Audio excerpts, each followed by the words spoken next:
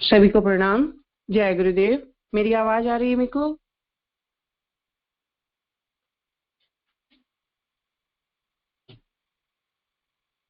मेरी आवाज आ रही है? हाँ जी मैं। हाँ, गुरु आह्वान करना आज फिर। माँ गायत्री और गुरुदेव माता जी का आह्वान करूंगी मैं। ओम गुरु ब्रह्मा गुरु विष्णु गुरुदेवो महेश्वरा, गुरुर् साक्षात् परब्रह्म तस्मै श्री गुरुवे नमः। अखण्डमण्डलाकारं व्याप्तं येन चराचरं तत्पदं दर्शितं येन तस्मै श्रीगुरुवे नमः। ॐ श्रीगुरुदेवाय नमः। आवाहयामि, स्थापयामि, पूजयामि, ध्यायामि, ततो नमस्कारं करोमि। ॐ स्तुताम्या वरदां वेदमाता प्रचोदयन्तां पावमानि द्विजानामायुः प्राणं प्रजां पशुं कीर्तिं द्रविणं ब्रह्मवर्चस्वमह्यं दत्त्वा व्रजत ब्रह्मलोकम्। ॐ श्रीमा गायत्र्याय नमः। आवाहयामि, स्थापयामि, पूजयामि, ध्यायामि, ततो नमस्कारं करोमि।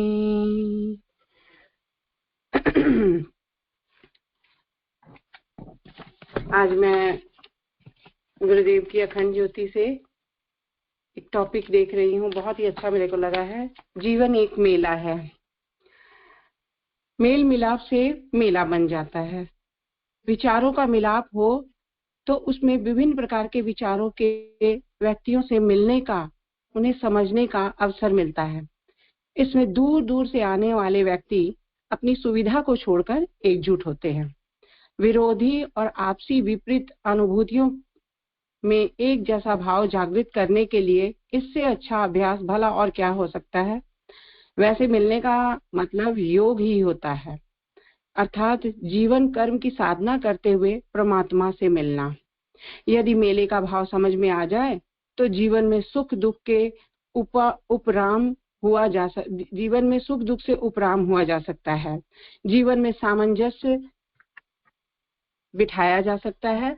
मन बड़ा चंचल है, मेले में चलित क्षणों का मेल हो जाता है। अनेक प्रकार के दृश्य विचार मिलते हैं, जिससे स्वाभाविक रूप से चंचल मन का संगठन हो जाता है। दार्शनिक भाषा में मेले को कहेंगे क्षणिक या अस्थायी मिलन। एक दिन से लेके अधिक से अधिक एक माह की मेले की परंपरा अपने देश में दिखाई देती है। इसी तरह से जीवन भी एक मेला है।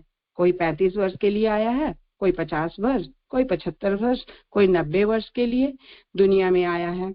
इन मेलों में यदि प्रेरणा लें तो जीवन में असंतुलन या असामंजस्य नहीं हो सकता है। यहाँ अलगाव है, फिर भी एकता है। आने वाले लोगों का पहनावा अलग, खान पान अलग, रंग रूप अलग, खाना बनाने की पद्धति अलग अलग है, फिर भी परमात्मा का नाम लेते हुए पवित्र नदी में स्नान के समय मन, बुद्धि, शरीर पवित्र हो जाते हैं। एक होने पर कौन किससे राग करेगा, कौन किससे द्वेष। संसार में सभी कुछ अपने मन के अनुकूल तो नहीं हो सकता। अनुकूलताएं विरल होती हैं, कम होती हैं, प्रतिकूलताएं अधिक होती हैं। वेदों का सार गीता को कहा गया है, क्योंकि उसमें जीवन को संतुलित करने के लिए उपाय बताए गए हैं। जो व्यक्ति विपरीत परिस्थितियों में विचलित ना हो, वही स्थित प्रज्ञ है। फिर वेश चाहे जो भी हो, चाहे इंद्रपद मिल जाए अथवा 5 घरों के भिक्षान प्राप्त का जीवन निर्वाह करना पड़े, दोनों ही स्थितियों में संतुष्ट रहने वाले, समान मानसिकता में जीने वाले को कोई विचलित नहीं कर सकता है। परमहंस की अवस्था, जिसे ब्रह्मी स्थिति भी कहा गया, उसमें जीवन के ये सभी विक्षोभ दूर हो जाते हैं। तभी मनुष्य को स्थायी शांति मिलती है। धर्म मनुष्य का सहयोगी, साथी और मार्गदर्शक है, किंतु आध्यात्मिकता बहुत ऊंची अवस्था है, जिसका लक्ष्य परमात्मा है, अनुभूति है। उसके सामने सुख भोगों का कोई महत्व नहीं है। प्रभु प्रेमी की दशा भी विचित्र होती है। ऐश्वर्यशाली की संपन्न की प्राय इंद्र के वैभव से तुलना की जाती है, परंतु इंद्र की स्थिति सदैव भय में रहती है। उसे सदैव इस बात की चिंता रहती है, यह भय रहता है कि उससे अधिक ना मालूम किसका पुण्य फल उदित हो जाए और उसे इंद्र पद से अलग कर दिया जाए। परंतु आत्म सिंहासन पर बैठने वाले को कोई नहीं गिरा सकता है। आत्मबोध होने पर चाहे गृहस्थी हो चाहे सन्यासी, वह कभी असंतुष्ट नहीं रह सकता। जो नहीं मिला है उसे प्राप्त करने का भाव व्यक्ति के मन में असंतोष को पैदा कर देता है, और जो मिला है उसके प्रति संतुष्टि का भाव रखना ही उपासना है। जो आत्म सिंहासन पर विराजमान होकर निजात्म बोध के आनंद में मग्न है, उसके सामने इंद्रासन भी तृण व्रत होता है। वह मन में स्थिर और अच्युत हो जाता है। जो जिस इष्ट की उपासना करता है वह उस इष्ट में एकाकार हो जाता है। वास्तव में साधना पद्धतियां और कुछ नहीं, एक ही स्थान पर पहुंचने के लिए भिन्न भिन्न मार्ग हैं। इसलिए किसी को अपना इष्ट देह बदलने की आवश्यकता नहीं है। आदि शंकराचार्य ने 5 उपासनाएं प्रचलित की थी: शिव, शक्ति, विष्णु, गणेश और सूर्य की। किसी दूसरे को दुख पहुंचाए बिना अपने इष्ट की पूजा करने का सभी को समान अधिकार है। प्राचीन काल में जब धर्म जीवन का आवश्यक और अंतिम अंग था, तब आसुरी शक्तियों से लोग लोहा लेते थे और उस हेतु बलिदान देते थे। संस्कृति और धर्म की रक्षा में तत्पर रहते थे, परंतु आज संस्कृति के उन्नयन की बात कोई नहीं करता। धर्म के वृक्ष को श्रद्धा और विश्वास के जल से सींचकर पोषित पल्लवित किया जा सकता है। वैराग्य का पुण्य लगने पर मोक्ष का फल अपने आप लग जाता है। मोक्ष मरने के बाद नहीं, जीवित रहते हुए भी प्राप्त किया जा सकता है। हमारा भाव यही है कि हमारी जितनी भी संपदा है वह ईश्वर की शक्ति बन जाए। केवल संपत्ति ही नहीं, विपत्ति भी परमात्मा को वस्तु समझकर उसी को अर्पित करें। जो संसार की कोई भी शक्ति हमको विचलित ना कर सकेगी। घनघोर एवं भयावह संकट भी हमें डरा नहीं सकेंगे। हम सबको संपत्ति और विपत्ति में, सुख और दुख में एक रूपता, समानता की प्रतीति करनी चाहिए। यदि यह धारणा दृढ़ हो गई तो जीवन प्रभुमय हो जाएगा। जो व्यक्ति सुख दुख में विचलित नहीं होता है, सबके प्रति समभाव रखता है, सभी में परम प्रभु की छवि को देखता है, उसमें आध्यात्मिकता का अंकुरन होता ही है। अग्नि की त्याग की प्रभा को प्रकट करने वाला यह सन्यासी का वस्त्र यद्यपि महत्वपूर्ण है, परंतु वेश ही सब कुछ नहीं होता। गृहस्थ आश्रम में रहने वाला व्यक्ति यदि इस जीवन शैली को अपनाता है तो वह भी उच्च कोटि का साधक बन सकता है।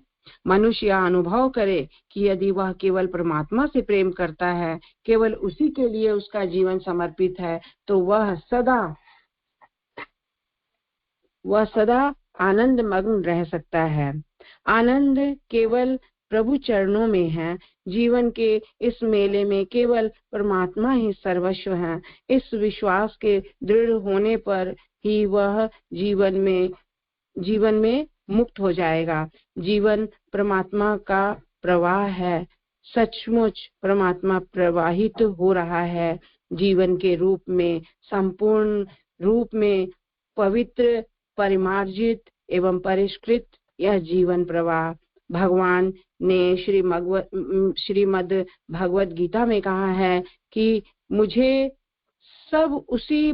में सब उसी प्रकार गुथे हुए हैं जैसे कि धागे में मणियां।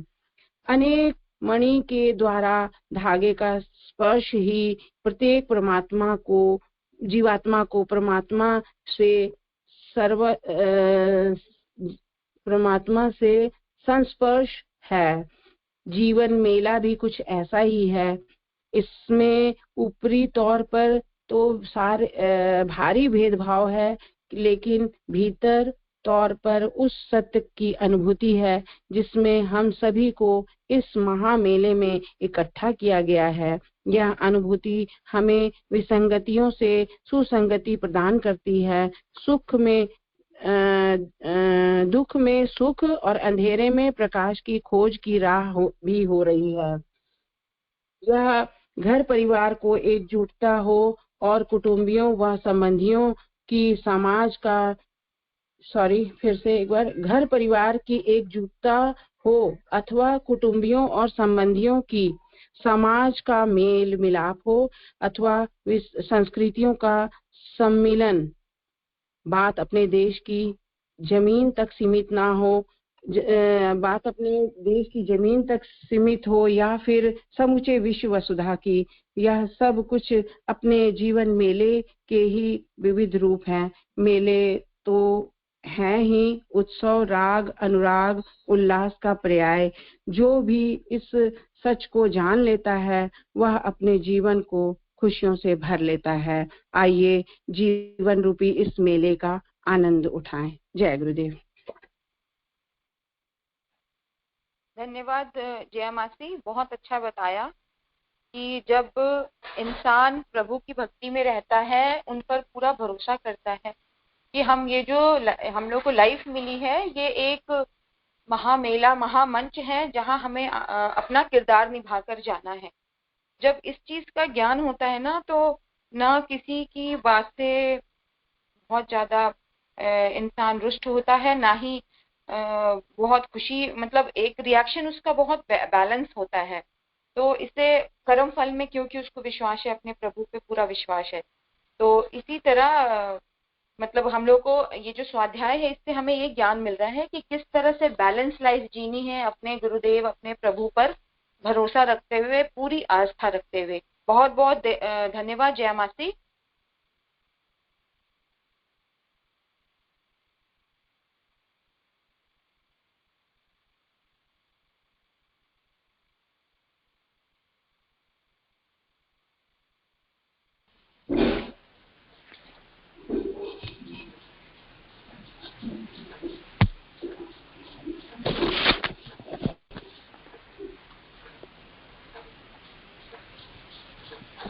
लता मासी, नाम नहीं लिया था इसलिए पता ही नहीं चला क्या हो रहा है। सॉरी, म्यूट हो गया। कोई बात नहीं। अच्छा बेटा, कोई बात नहीं। जय गुरुदेव सबको। मैं एक ले रही हूँ टॉपिक अगस्त 2022 अखंड ज्योति से। कहीं हम भी संसार में खो तो नहीं गए। हम भी एक मेला की ही कहानी बता रहे हैं, जैसा भी जया मासी ने कहा। सोमवती अमावस्या के अवसर पर गंगा किनारे बड़ा भारी मेला लगा था। गंगा स्नान एवं मेला घूमने को वहां दूर दूर से लोग आए हुए थे। लाखों की भीड़ में लोग इधर उधर आ जा रहे थे। मेले में खिलौने व मिठाइयों की आकर्षक दुकानें लगी थी। अपने माता पिता के साथ मेले में आए बच्चे खिलौनों व मिठाइयों को देखकर अपने आप को रोक नहीं पा रहे थे। वे अपने माता पिता से उनको खरीदने की जिद करते रहे। माता पिता भी अपने बच्चों की जिद पूरी करने में लगे थे, पर कुछ खिलौने व मिठाइयां मिल जाने के बाद भी बच्चे अभी भी खिलौनों और मिठाइयों की दुकानों की तरफ ही टकटकी लगाए देख रहे थे, मानो वो मेले के सारे खिलौने और मिठाइयां अपने साथ ही ले जाना चाहते हों। इसी चाहत में कुछ बच्चे माता पिता से नजरें चुराकर मेले में और दूसरे खिलौने देखने को चल पड़े। हाँ, कुछ ऐसे बच्चे भी थे जो मेले में अभी भी माता पिता की उंगली थामे चल रहे थे। वे मेला देखकर अपने माता पिता के साथ गंगा स्नान को चल पड़े। उसी बीच मेले में अचानक भगदड़ मची और लोग इधर उधर भागने लगे। उस भगदड़ में सभी एक दूसरे से बिछड़ गए। जो बच्चे माता पिता की उंगली थामे चल रहे थे वे तो सही सलामत रहे, पर जो बच्चे माता पिता को छोड़कर और भी खिलौने देखने और पाने की चाह में इधर उधर अकेले घूम रहे थे, वे इस भगदड़ में अपने माता पिता से बिछड़ गए। लाखों की भीड़ में बच्चे अब अपने माता पिता को कहाँ खोजें, कहाँ पाएं। अंततः वे बिछड़े हुए बच्चे रोने लगे। बच्चों के रुदन से अचानक मेले का माहौल गमगीन हो उठा। बच्चों के करुण क्रंदन से द्रवित होकर कुछ उदार मना लोग उन बिछड़े हुए बच्चों को उनके माता पिता से मिलाने को तैयार हुए। वे उन बच्चों को की उंगली थामे उन्हें मेले में घुमाते रहे, जिससे वे अपने माता पिता को पहचान सकें और उनसे मिल सकें। मेले में घूमते घूमते बच्चे अब थक चुके थे। तब उदार मना लोगों ने उन बच्चों को अपनी गोद में उठा लिया और मेले में घूमते रहे। वे उन्हें बीच बीच में खाने पीने की चीजें देते रहे, साथ भी यह सांत्वना भी देते रहे कि उनके माता पिता उन्हें अवश्य मिलेंगे। गोद में बैठकर मेले में घूमते हुए बच्चे मेले में लगी खिलौने व मिठाइयों के दुकानों को देखते, पर अब वे उन्हें लेने की जिद नहीं करते, ना ही वे अब उन्हें देखकर आकर्षित होते। उनकी नजरें तो बस अपने माता पिता को ढूंढने में लगी थी। इसलिए मेले में जगह जगह सजी खिलौने और मिठाइयों की दुकानों को देखकर भी वे अब अनदेखा कर रहे थे। उनका हृदय तो अपनी माँ को, अपने पिता को पाने को, देख लेने को क्रंदन कर रहा था। जो मन में माँ और पिता को पाने की को व्याकुल था, जो मन, वह मन फिर मिठाई और खिलौने में कैसे लगता। बच्चे अभी भी अपने माता पिता के लिए रोए जा रहे थे। उनके साथ चल रहे उदारमना लोगों ने उन बच्चों को खिलौने और मिठाइयां देकर चुप करने का बहुत प्रयास किया, पर उनके सारे प्रयास निरर्थक रहे। बच्चों की बस एक ही जिद, हमें मिठाई नहीं लेना, हमें खिलौने नहीं लेना, हमें तो हमारी माँ चाहिए, हमें तो हमारे पिता चाहिए, हमें अपनी माँ से मिलना है, हमें अपने पिता से मिलना है। पर लाखों की उस भीड़ में बच्चों के माता पिता को ढूंढ पाना भी आसान न था। अचानक उन सब की मेहनत रंग लाई। भीड़ से गुजरते हुए अचानक एक बच्चे की नजर अपनी माँ पर पड़ी, अपने पिता पर पड़ी। वह बच्चा बड़ी तेजी से माता पिता की ओर हाथ छुड़ाकर, उन लोगों साथ चल रहे लोगों से हाथ छुड़ाकर अपनी माँ की ओर दौड़ पड़ा, अपने पिता की ओर दौड़ पड़ा। माता पिता से बिछड़े उस बच्चे में मानो अचानक प्राण का संचार हो उठा। वह दौड़कर अपनी माँ से लिपट गया, वह अपने पिता से लिपट गया। अपने बच्चे को पाकर माता पिता भी बहुत खुश हुए। उन्होंने अपने बच्चे को अपनी गोद में उठा लिया। दोनों एक दूसरे को पाकर आनंदित हो उठे, आह्लादित हो उठे। उनके आनंद की कोई सीमा न थी, मानो उन सब ने संसार का सारा खजाना पा लिया हो। वास्तव में एक बच्चे के लिए उसके माता पिता से प्यारी चीज इस दुनिया में तो क्या, त्रिलोक में भी नहीं हो सकती। यह एक माता पिता के लिए उनके बच्चे से बढ़कर और कोई दूसरी चीज आकर्षक नहीं हो सकती। इस प्रकार एक एक कर सभी बच्चे अपने माता पिता से मिलते गए और उन्हें पाकर आनंदित हुए, हर्षित हुए, आह्लादित हुए। फिर वे सभी गंगा में डुबकी लगाकर हर्षित हो अपने घर लौट आए। बच्चों का मेले में बिछड़ना व उन्हें खोज निकल पड़ना व अंततः उन्हें पाकर आनंदित होना, आह्लादित होना आदि घटनाओं के पीछे एक बहुत ही गहरा दर्शन है, जो हमें से हरेक को कुछ खोजने को, कुछ पाने को अभिप्रेरित कर रहा है। दरअसल यह संसार भी एक बहुत बड़ा मेला है। इस संसार में करोड़ों अरबों की संख्या में लोग रहते हैं। हम भी उसी मेले में, उसी संसार में रह रहे हैं, घूम रहे हैं। उस मेले में खिलौने, मिठाइयों के आकर्षक दुकानें लगी हैं। उस मेले में, उस संसार में भौतिक सुख साधनों के अंबार लगे हैं। हम दिन रात उन्हीं खिलौने, उन्हीं मिठाइयों, उन्हीं क्षणिक भौतिक सुखों वाले विषय भोगों में खोए हुए हैं, भटके हुए हैं। हम बार बार उन खिलौनों से खेल रहे, हर बार विषय भोगों की मिठाइयों को भोग रहे हैं। अपनी इंद्रियों और खिलौनों और मिठाइयों का बार बार भोग कर रही हैं। हमारी इंद्रियां बार बार उस ओर आकर्षित हो रही हैं। आज तक हमारी इंद्रियां उन खिलौने से, उन मिठाइयों से तृप्त नहीं हो सकी, पर फिर भी हम तृप्त हो जाने की आश में उन्हीं खिलौनों, मिठाइयों, कामनाओं, वासनाओं, विषय भोगों के पीछे अभी भी बड़ी रफ्तार से उसी ओर सरपट भागते फिर रहे हैं। इसी भाग दौड़ में, इसी भागम भाग में हम भी अपनी माँ से बिछड़ गए, हम भी अपनी आत्मा से दूर हो गए, हम भी अपने परम पिता से दूर हो गए। अपनी देह व इंद्रियों को ही सब कुछ मान लेने के कारण इंद्रियों की, विषय भोगों की ओर दौड़ते दौड़ते हम अपनी आत्मा से दूर हो गए। देह परायण, इंद्रिय परायण जीवन जीने के कारण हमने स्वयं को देह, इंद्रिय, मन और बुद्धि से इतना संबंध कर लिया कि स्वयं को देह ही मानने लग गए, मन ही मानने लग गए, बुद्धि ही मानने लग गए, इंद्रियां ही मानने लग गए। फलतः हम परमात्मा के दिव्य अंश आत्मा होते हुए भी परमात्मा से बिछड़ गए, परमात्मा से दूर हो गए, पर इसका हमें एहसास तक नहीं हुआ। तभी तो हम अपने भीतर परमात्मा के दिव्य अंश आत्मा की ओर ना देखकर अभी भी अपने देह और इंद्रियों की ओर देख रहे हैं। हम अभी भी खिलौनों और मिठाइयों से सुख, शांति व आनंद पाने की जुगत जुगाड़ में लगे हैं। हम अभी भी भौतिक सुख साधनों से पूर्ण तृप्ति पाने की लालसा पाले बैठे हैं। पर इन क्षणिक सुखों, विषय भोगों के लिए रोना तो क्या रोना है? असली रोना तो वही है जो हमें हमारी माँ से मिला दे, हमारे पिता से मिला दे, हमें हमारी आत्मा की ओर उन्मुख कर दे, हमें परम पिता से मिलवा दे। ऐसा रोना भी तो बिरले ही रो पाते हैं। इसलिए तो रामकृष्ण परमहंस देव ने कहा, कामिनी और कंचन, पति पत्नी, बच्चों और धन के लिए तो सभी घड़ों आंसू बहाते हैं, पर परमात्मा के लिए कौन रोता है? भगवान के लिए भला कौन रोता है? जो वास्तव में परमात्मा के लिए व्याकुल होकर रोता है वह परमात्मा को पाकर रहता है। यह सच भी है कि अब तक परमात्मा के लिए जो सच्चे मन से रहे वे निहाल हो गए, वे बुद्ध हो गए, वे महावीर हो गए, वे ज्ञानी हो गए, वे ब्रह्म ज्ञानी हो गए, वे आचार्य शंकर हो गए, वे संत हो गए, वे ऋषि हो गए, वे योगी और महायोगी हो गए, वे भगवान के और भगवान उनके हो गए। निरंतर साधना और तप के प्रभाव से उनकी आत्मा पर चढ़े माया व अज्ञान के आवरण उतर गए, उनकी आत्मा में परमात्मा उतर आए और वे धन्य हो गए। वे मन, बुद्धि, इंद्रियों व देह से आबद्ध नहीं बल्कि उनसे ऊपर हो गए और उसी अचल और स्थिर अवस्था में अपनी आत्मा में परमात्मा को देख पाए।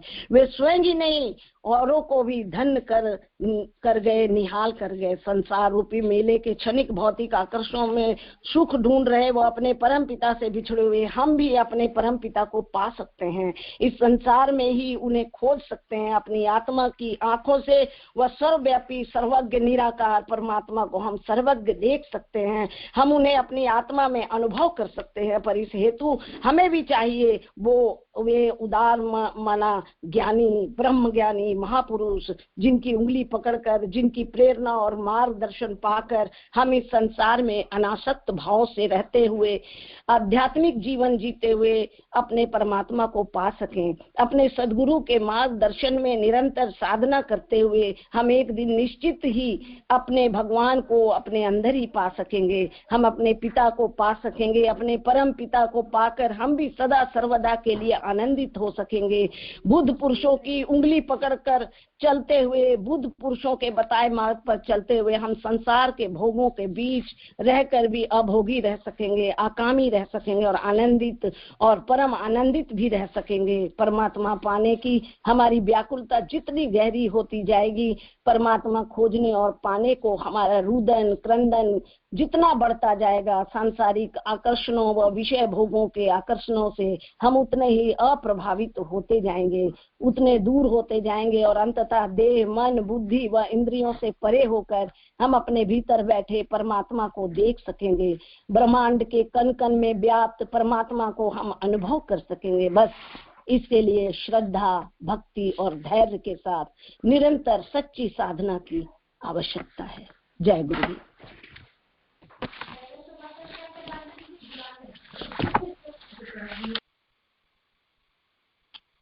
बहुत बहुत धन्यवाद लता मासी, आपने बिल्कुल सही कहा।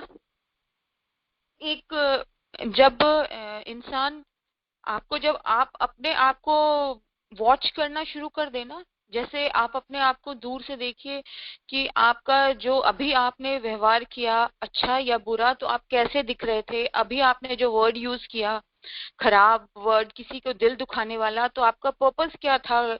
किसी को टोंट कसने का पर्पस क्या होता है? कि अगले का दिल दुख जाए, ठीक है, तो ये पर्पस होता है। लेकिन अगर यही अपनी एक्टिविटी को आप दूर से वॉच करना शुरू कर देना, अपने आप को दूर से वॉच करना शुरू कर दे, तो आप समझ जाइए कि आप भगवान के सबसे करीब है। ठीक है, इससे क्या होता है कि हमारा व्यवहार इतना बैलेंस हो जाता है, हमारे अंदर एक गिल्ट की भावना आ जाती है जो एक टाइम में आके वो चली जाती, क्योंकि हमारा व्यवहार सबके साथ नॉर्मल हो जाता है। हम किसी के साथ वो हार्श वर्ड, टोंटिंग नहीं यूज करते। ठीक है, हम छोड़ देते हैं उस परमात्मा पे, वो देख लेगा, उस पे पूरा भरोसा है। ठीक है, कर्म फल का विधान है, पूरा भरोसा है, तो हम नहीं कर सकते। ठीक है, जो हमारा बॉस बैठा है वो करेगा, जो हमारा मालिक बैठा है वो करेगा। बहुत बहुत धन्यवाद लता मासी, आपने बहुत अच्छा बताया, बहुत आनंद आया। अब मैं कंचन आंटी आ गई हैं, मैं कंचन आंटी से रिक्वेस्ट करूंगी आप अपना जो लाई है वो पढ़े। कंचन आंटी।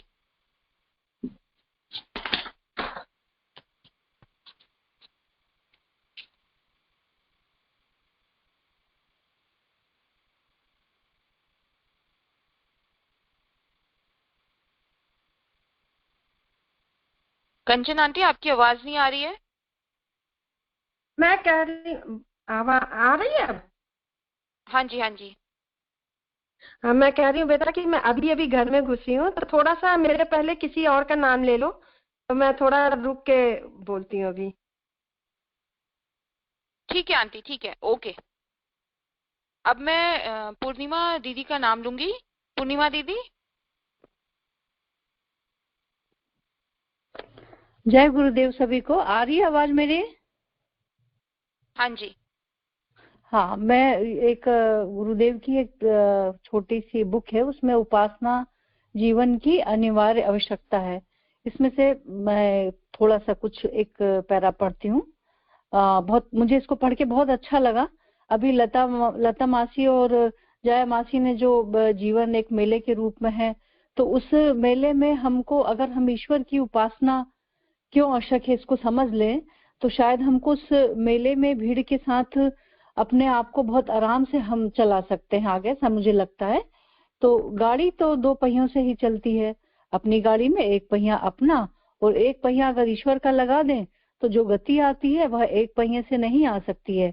ईश्वर विहीन जीवन ऐसा ही है जैसा बिना शरीर के प्रेत पिशाच की योनि में विचरण करने वाली आत्मा, उसे अशांति ही मिलती है। असंतोष, द्वेष, कलेश से ही ऐसी ही मनोभूमि उसकी जलती रहती है और वह संतृप्त रहती है। परमात्मा से विमुख होकर हम पाते तो कुछ भी नहीं है, खोते बहुत कुछ है।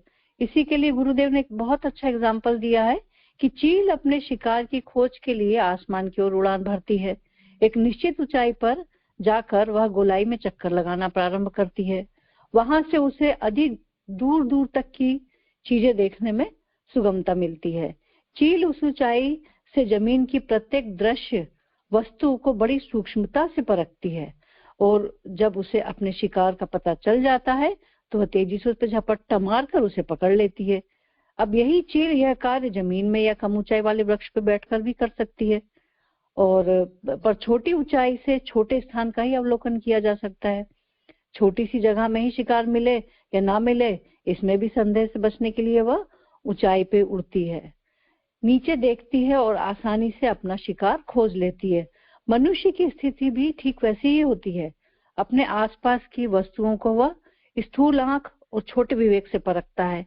इसलिए मनुष्य जीवन में आने का अपना लक्ष्य वह अधिक निश्चय पूर्वक नहीं खोज पाता है। अपने जीवन उद्देश्य से परिचित रहे ऐसे व्यक्ति के तौर तरीके, रहन सहन, विचार, व्यवहार भी प्राय अस्त व्यस्त श्रेणी के ही होते हैं। जिस मनुष्य ने सही लक्ष्य का ज्ञान प्राप्त ना किया हो उसका तो जीवन व्यर्थ ही समझना चाहिए। ईश्वर उपासना से मनुष्य को वह स्थिति प्राप्त होती है जहां से वह अधिक सूक्ष्मता, दूरदर्शिता एवं विवेक के साथ संसार और उसकी परिस्थितियों का निरीक्षण करता है। अपने ही खुद अहंकार से संसार की तुलना करने से मनुष्य के प्रत्येक कार्य में संकीर्णता रहती है। संकीर्णता के कारण आत्मा अपनी विशालता, शक्ति और सामर्थ्य का आनंद नहीं लूट पाती और मनुष्य जो है वो तुच्छ बन जाता है। ठीक उसी तरह जिस तरह सृष्टि के अन्य जीव जंतु हैं, आत्मा के सच्चे स्वरूप के ज्ञान के लिए वह ऊंचाई अपेक्षित है जो ईश्वर की उपासना से मिलती है। सही लक्ष्य का ज्ञान उस स्थिति पर बार बार मनन किए बिना प्राप्त नहीं होता है। जब भी कोई ईश्वर उपासना के लिए तत्पर होता है तो वह उस आधार को लेकर चलता है कि इस संसार की कोई नियामक शक्ति अवश्य होनी चाहिए। प्रत्येक वस्तु का कोई ना कोई रचयिता होता है, तब विश्व का सृजन करता भी कोई अवश्य होगा। जब इस तरह की मान्यता अंतःकरण में उदय होती है तो तत्काल मनुष्य के सोचने के ढंग में ही परिवर्तन होता है। अब तक जो वस्तुएं उसे सामान्य सी प्रतीत होती थी, अब उनमें विशद ज्ञान भरा बड़ा दिखाई देने लगता है। इसी तरह मनुष्य का ज्ञान विकसित होता है और विश्व के सच्चे स्वरूप को जान लेने की छटपटाहट उसमें बढ़ती जाती है। यह दोनों ही बातें मनुष्य के सही लक्ष्य के चुनाव के लिए अवश्य है। दोनों ही ईश्वर की उपासना से मिलती हैं। उदाहरण के लिए सूर्य, चंद्रमा, पृथ्वी, सागर, नदियां, पहाड़ आदि प्राकृतिक वस्तुएं जिन्हें साधारण मनुष्य यूं ही देखकर छोड़ देते हैं, ईश्वर उपासक उन्हें व्यापक रूप से देखता है। वह सोचता है कि इतना बड़ा संसार बना सके वह पदार्थ क्या है, यह शरीर कहाँ से आया है, इसके भीतर निवास करने वाला अहंकार का स्वरूप क्या है। उपासना स्तर जितना विकसित होगा, गूढ़ प्रश्न उतने ही अधिक मात्रा में मन में उठते हैं। विचार करने की क्षमता भी उसी अनुपात में बढ़ती है।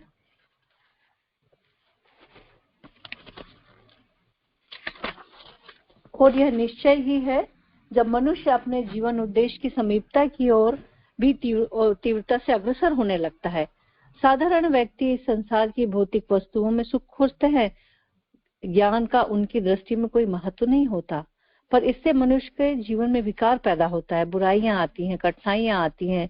जब तक मनुष्य भौतिक सुखों की खोज में भटकता है, तब तक अपनी परेशानियों को ही बढ़ाता है। उसे यह ज्ञान नहीं होता कि सुख दुख में क्या अंतर है।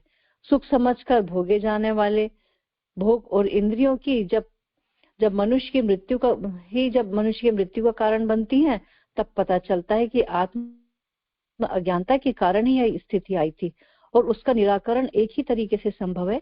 उसका नाम है ईश्वर की उपासना, जहां से हमें ज्ञान प्राप्त होता है। ईश्वर उपासना में लगी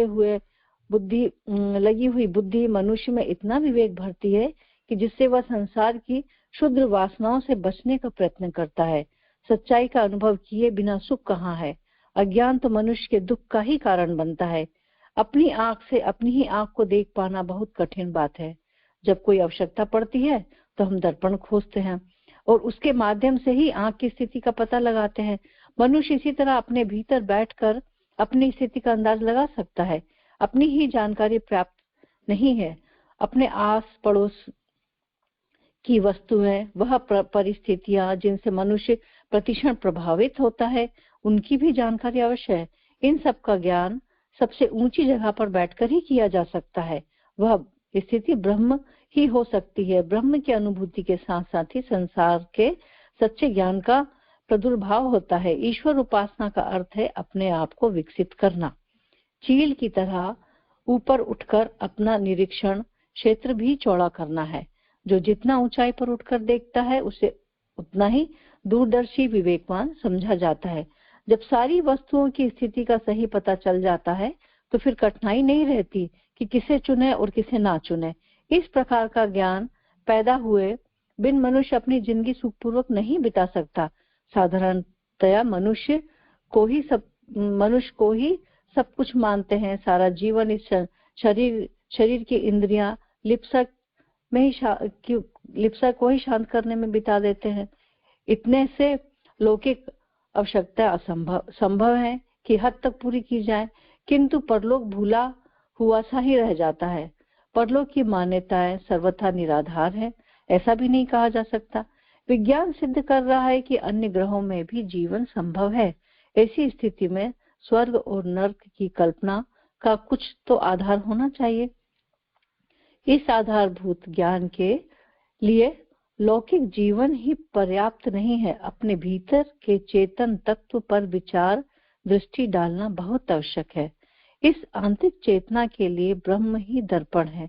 ईश्वर की मान्यता में व्यक्ति अपने निजित्व को पहचानने का प्रयत्न करता है और उसके सहारे ही परलौकिक जीवन का ज्ञान भी प्राप्त करता है। तो इसी तरह से उपासना करना बहुत जरूरी है। हम लोग जो मेडिटेशन करते हैं, शायद वो भी एक तरह की ईश्वर की उपासना ही है। तो गुरुदेव ने ये बहुत अच्छा इसमें लिखा है और बहुत टचिंग लगा मुझे पढ़ने में, इसलिए मैंने आप लोग के साथ में शेयर किया। जय गुरुदेव।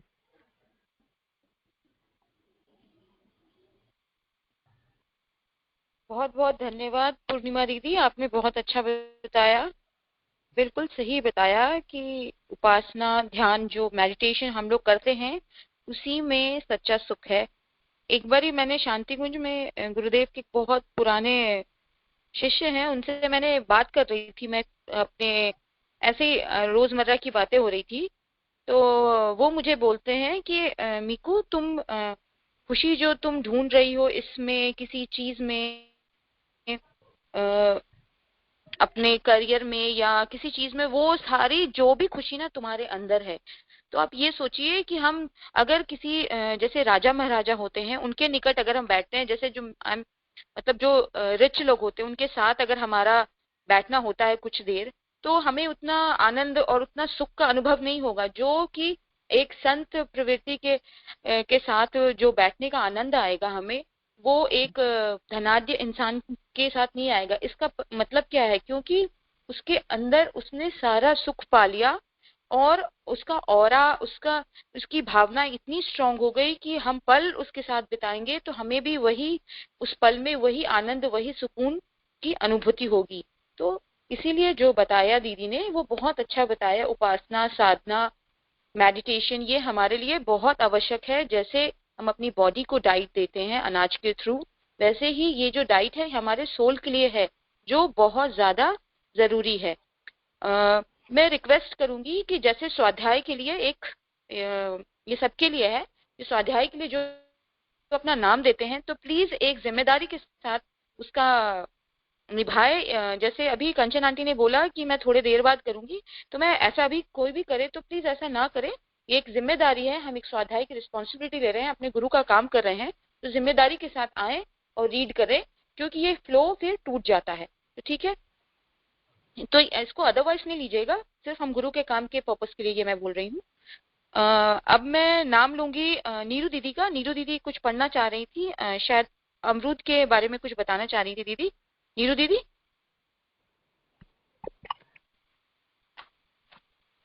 सभी को प्रणाम, जय गुरुदेव।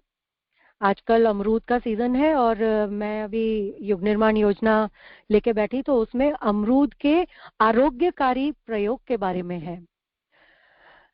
तो इसमें यह लिखा हुआ है कि सेब के समस्त गुण होने एवं अन्य फलों से अपेक्षाकृत सस्ता होने से अमरूद गरीबों का सेब कहलाता है।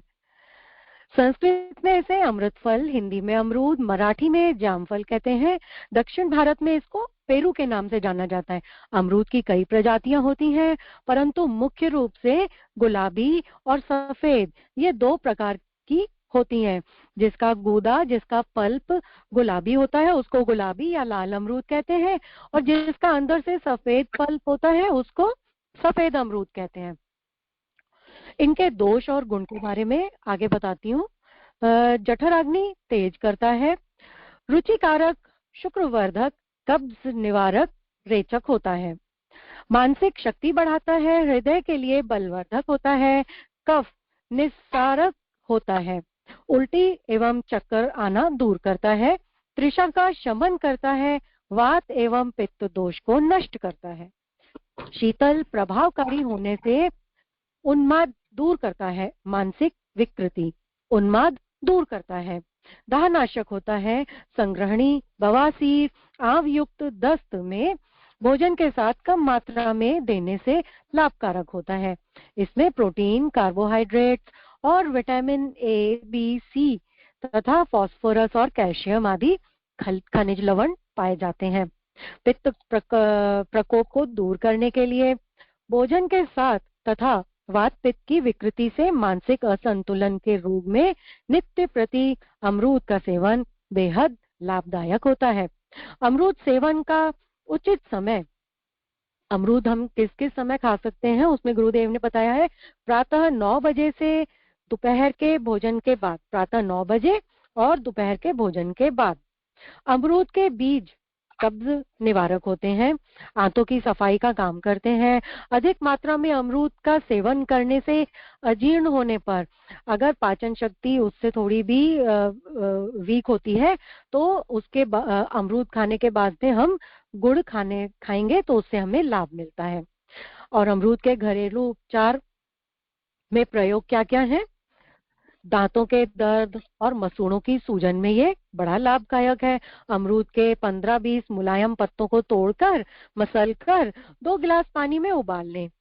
जब आधा पानी शेष रह जाए तब उसको उतारकर मामूली ठंडा करके 3 ग्राम सेंधा नमक और 1 ग्राम फिटकरी डालकर बार बार कुल्ला करने से 3-4 बार ये करें। यह प्रयोग 3-4 दिनों तक करें और लाभ होने तक इसको जारी रखें। या तो 3-4 दिन तक करें या जब तक इसका हमें फायदा नहीं हुआ तब तक हम इसको कंटिन्यू कर सकते हैं। इससे क्या होता है, दांतों का दर्द, पीड़ा, सूजन, इन सब से हमें छुटकारा मिलता है। उसके बाद मुंह के छालों में ये कैसे लाभकारी है। अमरूद के पत्तों पर कत्था लगाकर चबाएं।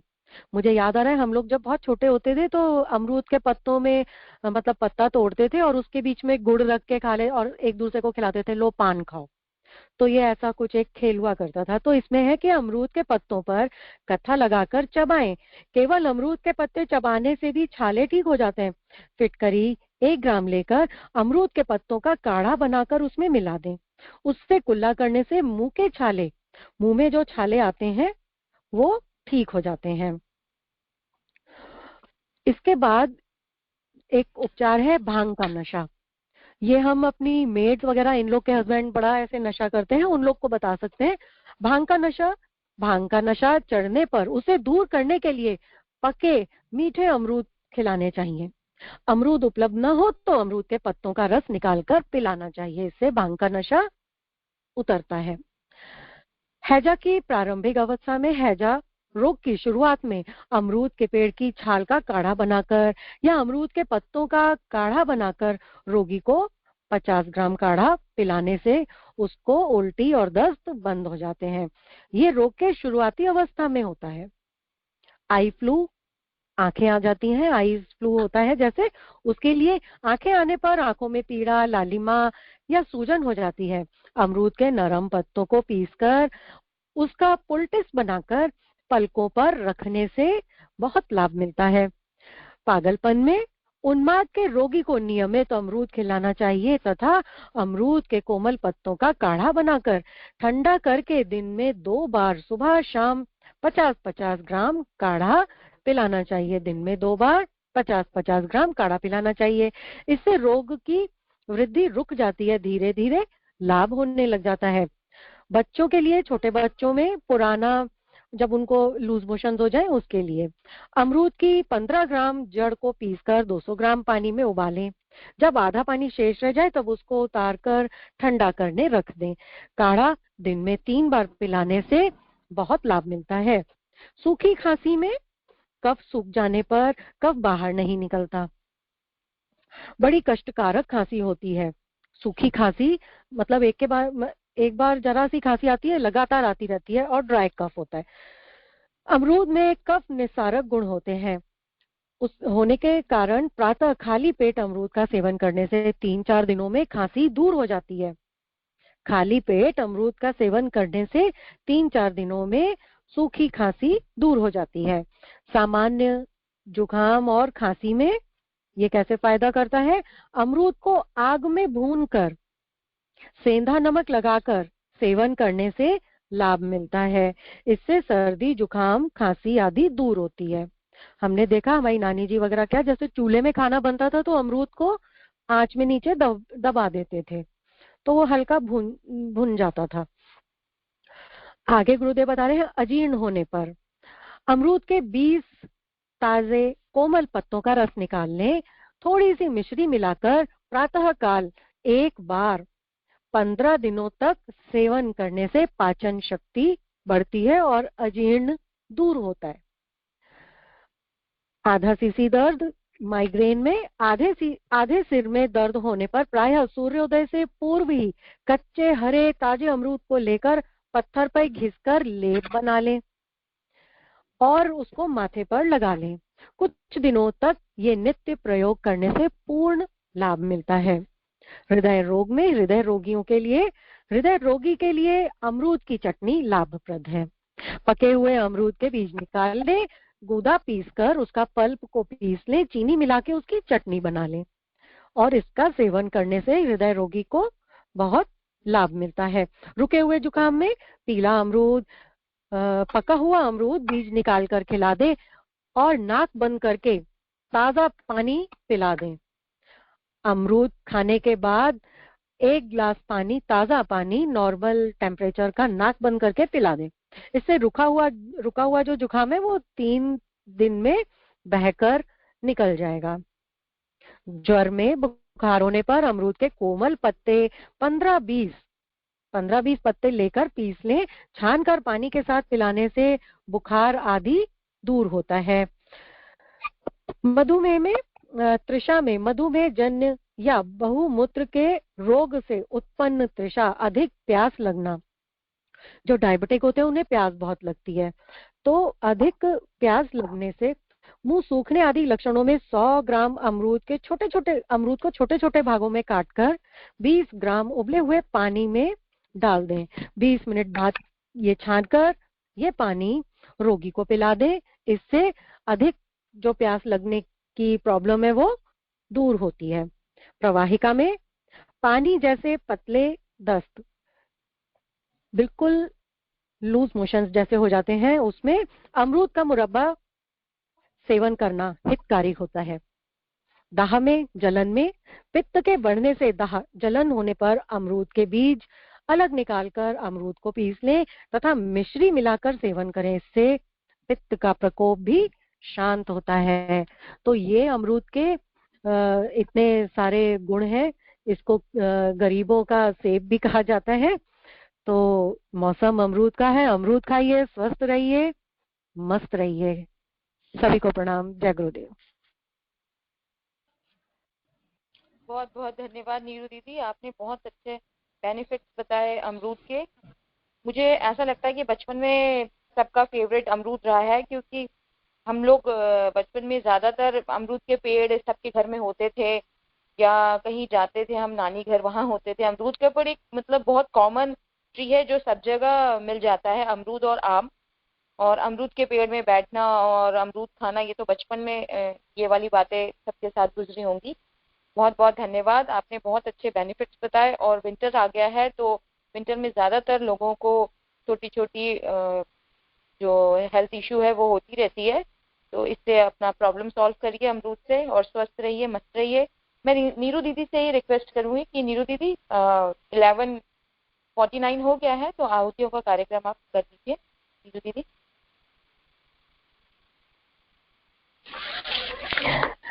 आइए हम सभी परम पूज्य गुरुदेव परम वंदनीय माता जी के चरणों में श्रद्धा पूर्वक नमन करें।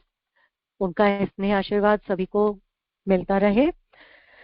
ओम नमो स्वनंताय सहस्त्रमूर्तये सहस्रपादाक्ष शिरोरुबाहवे सहस्रनाम्ने पुरुषाय शाश्वते सहस्रकोटि युगधारिणे नमः सहस्रकोटि युगधारिणे नमः। गायत्री मंत्र द्वारा 5 मंत्राहुति देंगे। सभी के उज्जवल भविष्य और सद्बुद्धि की प्रार्थना करते हुए, सभी की आध्यात्मिक उन्नति की प्रार्थना करते हुए। ओम भूर्भुवः स्वः तत्सवितुर्वरेण्यं भर्गो देवस्य धीमहि धियो यो नः प्रचोदयात् स्वाहा। इदं गायत्र्यै इदं न मम।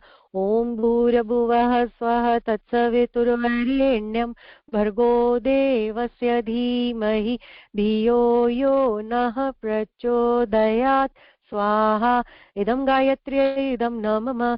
ओम भूर्भुवः स्वः तत्सवितुर्वरेण्यं भर्गो देवस्य धीमहि धियो यो नः प्रचोदयात् स्वाहा। इदं गायत्र्यै इदं न मम। ओम भूर्भुवः स्वः तत्सवितुर्वरेण्यं भर्गो देवस्य धीमहि धियो यो नः प्रचोदयात् स्वाहा। इदं गायत्र्यै इदं न मम। ओम भूर्भुवः स्वः तत्सवितुर्वरेण्यं भर्गो देवस्य धीमहि धियो यो नः प्रचोदयात् दयात् स्वाहा इदं गायत्र्यै इदं न मम।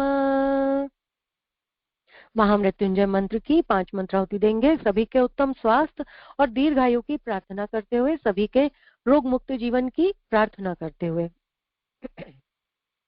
ओम त्र्यंबकं यजामहे सुगंधिं पुष्टिवर्धनम् उर्वारुकमिव बन्धनान् मृत्योर्मुक्षीयमामृतात् स्वाहा इदं महामृत्युंजयाय इदं न मम। ओम त्र्यंबकं यजामहे सुगंधिं पुष्टिवर्धनम् उर्वारुकमिव बन्धनान् मृत्योर्मुक्षीयमामृतात् स्वाहा इदं महामृत्युंजयाय इदं न मम। ओम त्र्यंबकं यजामहे सुगंधिं पुष्टिवर्धनम् उर्वारुकमिव बन्धनान् मृत्योर्मुक्षीयमामृतात् स्वाहा इदं महामृत्युंजयाय इदं न मम। ओम त्र्यंबकं यजामहे सुगंधिं पुष्टिवर्धनम् उर्वारुकमिव बन्धनान् मृत्योर्मुक्षीयमामृतात् स्वाहा इदं महामृत्युंजयाय इदं न मम। ओम त्र्यंबकं यजामहे सुगंधिं पुष्टिवर्धनम् उर्वारुकमिव बन्धनान् मृत्योर्मुक्षीयमामृतात् स्वाहा इदं महामृत्युंजयाय इदं न मम। आइए शांति पाठ करते हैं। सर्वत्र शांति शांति व्याप्त हो, सभी का जीवन मंगलमय हो, सभी सुखी हो। शांति पाठ। ओम द्यौ शांति अंतरिक्ष ग्वं शांति पृथ्वी शांतिरापः शांति औषधयः शांति वनस्पतयः शांतिर्विश्वे देवा शांति ब्रह्म शांति सर्वगं शांति शांतिरेव शांति सामा शांतिरेधि। ओम शांति शांति शांति सर्वारिष्ट सुशांतिर्भवतु। सभी को प्रणाम, जय गुरुदेव। सभी लोग 1:30 बजे ज्योति अवतरण साधना में और शाम को 5:40 पर सामूहिक चालीसा पाठ में नाद योग साधना में आप सभी लोग फिर से ज्वाइन कीजिएगा। आप सभी का इंतजार रहेगा। सभी को प्रणाम, धन्यवाद।